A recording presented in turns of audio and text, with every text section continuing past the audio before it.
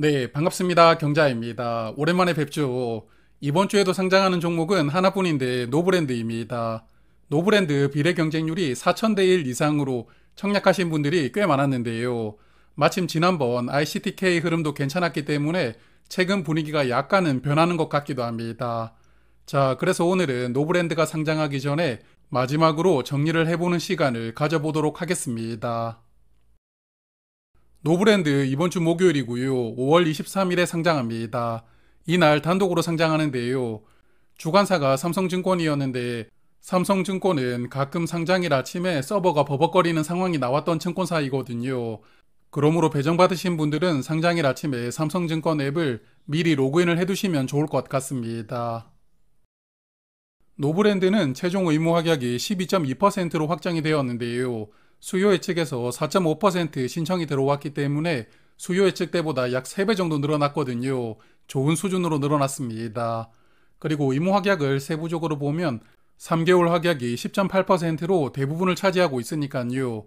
의무 확약을 신청한 기관이 전체적으로 많지는 않았지만 그래도 장기간 확약을 신청했던 기관 중심으로 배정이 되었다고 볼 수가 있겠습니다. 기관 투자자 배정 물량은 운용사에서 가장 많이 받았는데요.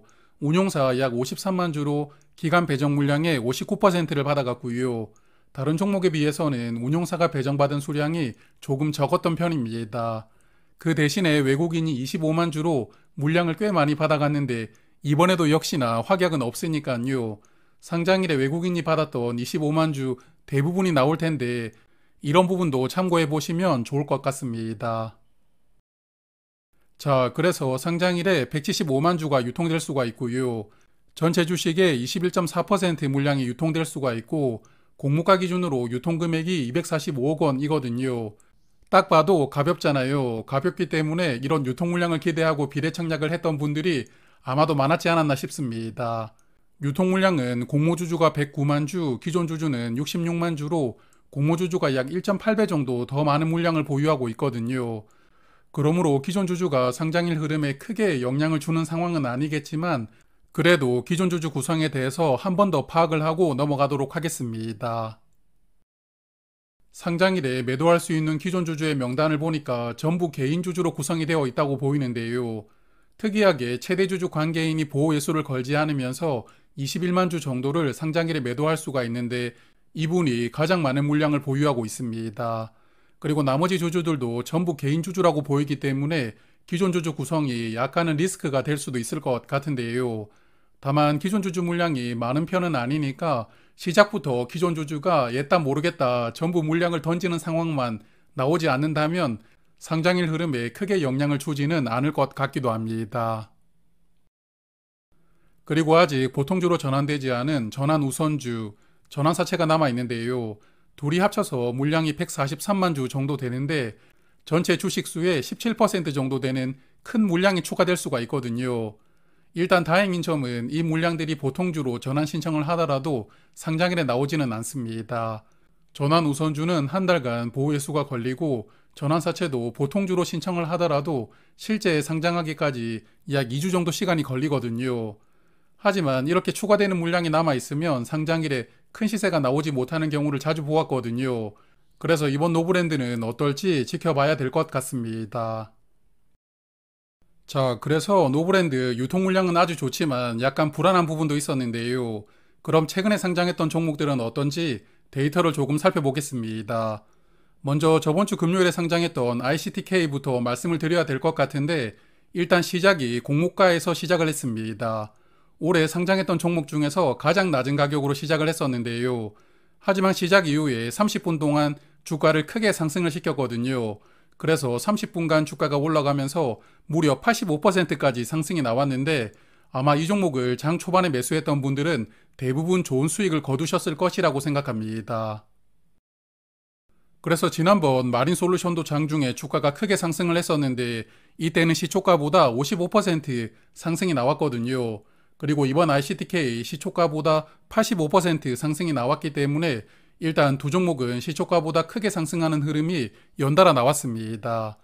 그래서 상장일에 단타로 진입을 해도 괜찮은 수익을 거둘 수 있다는 투자 심리가 어느 정도 회복되는 흐름이 나오고 있다고 보이는데요. 이런 분위기가 노브랜드에게도 긍정적으로 작용할 것이고, 그러므로 노브랜드도 시초가 이후에 어느 정도 상승만 나온다면 6월 공모주부터는 다시 좋은 분위기가 시작될 가능성도 있다고 생각합니다. 그리고 앞서 말씀을 드렸지만 유통 물량이 가벼우니까요. 상장일에 조금만 수급이 몰려도 주가가 쉽게 움직일 수 있는 환경을 가지고 있거든요. 최근에는 유통금액이 적었던 종목이 별로 없었지만 그나마 코칩이 유통금액 303억 원으로 상장을 했었거든요. 당시 코칩 분위기가 점점 어려워지는 환경 속에서도 약 80% 정도 시세를 보여주었으니까요. 노브랜드 코칩보다 유통금액이 조금 더 적기 때문에 이런 부분도 기대를 해볼 수 있다고 생각합니다. 노브랜드는 공모가가 14,000원이었습니다. 최근 분위기와 유통 물량을 고려를 해보면 노브랜드는 공모가 대비 50% 정도 상승한 가격인 25,000원에서 2배 정도 상승한 가격인 28,000원, 이 사이에서 초반 시세를 형성하지 않을까 생각을 해보았는데요. 5월에 상장했던 모든 종목이 상장일에 공모가 2배를 넘겨준 종목이 없었거든요. 그래서 이번 노브랜드가 한번 멋지게 넘겨주면서 6월 공모주들에게도 좋은 흐름을 이어주었으면 좋겠습니다. 그리고 노브랜드는 환매 청구권이 부여가 되어 있는데요. 3개월 동안 환매를 청구할 수 있는 권리가 부여되어 있는데 올해 아직까지 환매 청구권을 사용해야 되는 종목은 없었거든요. 그래서 이번 노브랜드도 환매 청구권을 사용할 가능성은 거의 없다고 생각합니다. 그래도 혹시 모르니까 환매 청구권이 있다는 점 생각을 해두시면서 상장일에 매도하시면 좋을 것 같습니다. 마지막으로 파킹 통장 이자 비용을 리마인드를 해보면 노브랜드 약 4,100주당 비례 한 주를 받을 수가 있었는데요. 증거금은 2,870만 원이 필요했었습니다. 이 증거금을 파킹 통장에 3일간 맡겨두면 3일간 이자로 약 6,600원을 받을 수 있었으니까 청약 수수료가 면제가 되었다면 손익분기점은 21,000원이 됩니다. 그리고 수수료를 내야 했다면 손익분기점은 23,000원이 되는데요. 그러므로 비례 청약하신 분들은 이 정도 가격이 손익분기점이다 생각을 하시고 상장일 매매하실 때 참고하시면 좋을 것 같습니다. 저는 이 종목 균등 청약만 했었는데 가족 계좌 모두 당첨되지 못했는데요.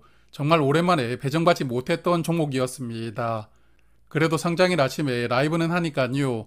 배정받으셨던 분들은 목요일 아침에 뵙도록 하겠습니다. 고맙습니다.